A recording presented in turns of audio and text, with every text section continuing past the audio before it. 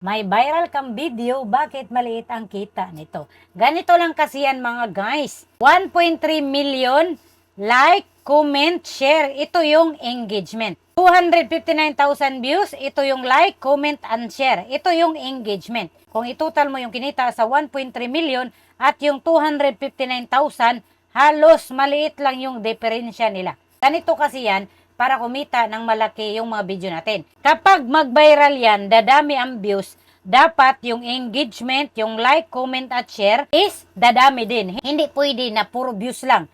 Hindi din pwede na engagement lang. Kailangan sabay ang dalawa. Malaki ding tulong itong watch time kapag mahaba na pinapanood yung mga video natin, mas malaki yung kikitain natin. Kasi ang basihan sa kitaan natin sa content monetization, performance na. Ito talaga masusubok yung engaging, interesting, informative at quality content. Kahit pinapanood ng viewer yung mga video natin, kapag hindi naman masyadong interesting, hindi sila magre-react, hindi sila magko-comment, hindi sila mag-share. Kaya nagmamatter ang kitaan natin sa quality ng content na ina-upload natin. Kapag may video kayo dyan na nagbabiral, i-check ninyo agad yung engagement or yung like, comment at share kung marami ba, kasabayan ba ng views niya. Kasi kapag marami lang yung views, walang masyadong engagement na nakukuha, maliit din yung kinikita. Sana may natutunan, pwede nyong i-share itong video ko, baka naman.